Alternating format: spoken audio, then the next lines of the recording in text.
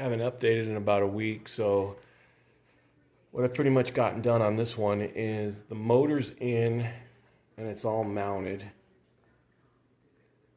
Transmission's got a mount. I think you can see it back there.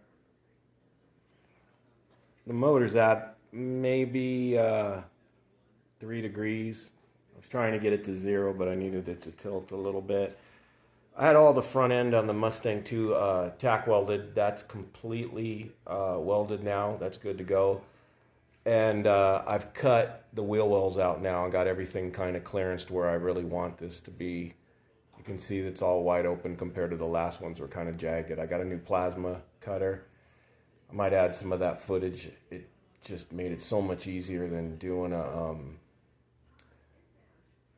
sawzall or jigsaw. And the amazing thing is, if you look at it, you know, I haven't even ground it yet. That's just using the plasma cutter, and it was just a cheapie that Amazon sells refurbished when people send them back, or not even refurbished when people just don't want them.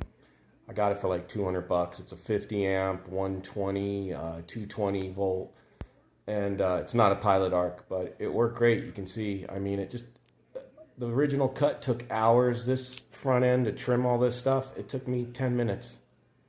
I don't know what I was thinking, you know, I should have got it a long time ago.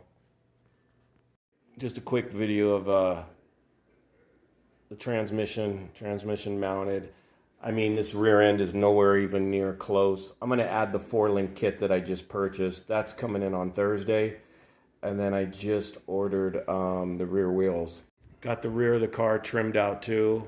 That little corner down there by the tank, that's coming out. There's just a lot of Bondo, and it would have just caught on fire if I used the torch. So like I said, I ordered the rear wheels. The front are 5'4.5", the Mustang 2, but the back, it's a 98 rear end, and it's 5'on'5". So I never ordered the wheels when I first ordered the tires because I didn't know what I was going to run. So this is the plasma cutter that I bought, and it was I think they're $259 new. You definitely want to get 220. Unfortunately, 120 volts is just not going to get you anything. You know, I'm cutting that tin out with about 25 amps, and on 110 it's really weak, but on the 220 it works excellent, and obviously it goes up to 50. Now, you know, 1/4 inch is really pushing it. I think 3/16 is the one that looks really good. Some of the axles I cut off today, I want to call that, I think that's 3/16. It's too late to measure this shit, but I want to say it's like 3/16. I don't think it could, if it's 1/4. Now this one was just horrible. This is the bracket, and maybe that is 1/4, I don't know. I'll have to take a look, but whatever size. Sorry, I'm real tired tonight. I'm getting ready to clean up. This one, it struggled. You can see it. It's a horrible cut. I mean, it did its job. So basically, I got this thing for like $199, and it's worth it. I mean, if you can afford to buy a pilot arc, you want a pilot arc, because then, you know, you don't have to constantly worry about having metal to cut through. It's just going to have a constant arc, you know.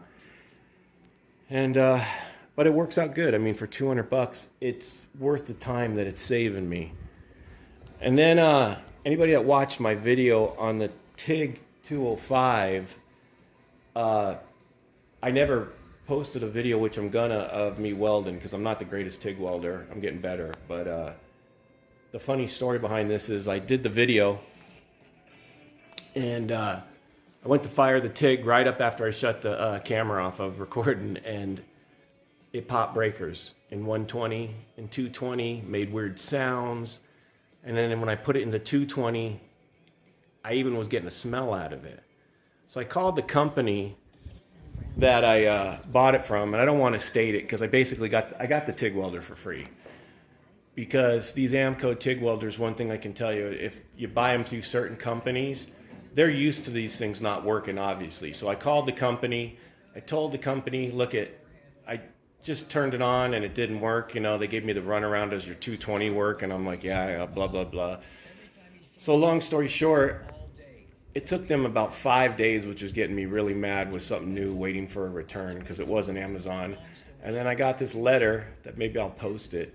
And it just said, "Dear sir, we've credited your account, and please dispose of the welder, or if you're feeling uncomfortable with it, take it to Home Depot, and they'll dispose of it. So at that point, I was like, shit, I'm gonna take it apart. Not that I'm some electronic genius, but I'm just, man, it just seemed like some kind of grounding issue. So I took the whole thing apart, and it is some kind of grounding issue. And I wish I could say, oh yeah, I fixed it. But whatever I did, fixed it, and it works fine now. So basically, I got a TIG welder for free. You know, it's not the greatest TIG welder, but for free, I'll definitely take it, you know. And I have a feeling that unless you're buying these through companies like Amazon, companies that don't have the best return policies, or what I mean is with the shipping and it's a little bit more hassle. I mean, Amazon makes it so easy that if this didn't work, they'll just give you you know, you take it over to a Kohl's or something, they credit it, that, you know, they ship it back free, all that crap. But this company took forever, and they just write them off.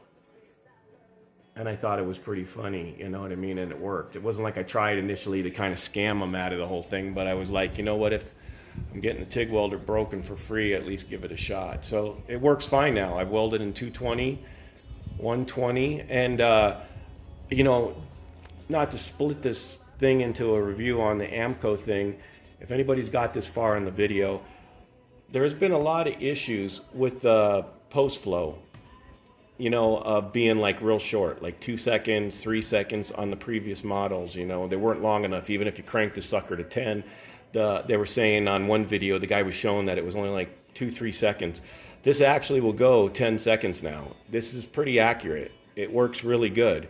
You know, the amperage, to what I've been reading to weld certain metals, it seems like it's working pretty good. I mean, it claims it's a 200 amp TIG welder. I'm not sure about that, but I know that for a fact that I have welded, and I'm not going to show my welds or not. I've done 1/8 inch, I've done 1/4 inch.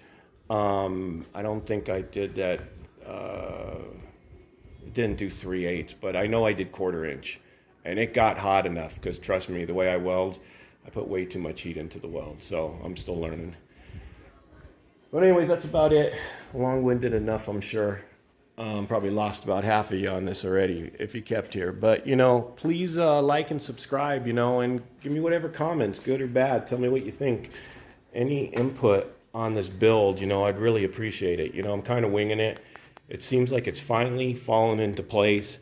Right now, I'm going to get the rear end in it. I'm going to get the car sitting. It's not going to have the bags, but I'm going to get it sit, and I'm just going to make up mounts that'll hold the car at a certain height. And I want to see how the suspension of this car sits. And then once I figure that out, I'm going to order the bags. And then really it's a fuel system and steering.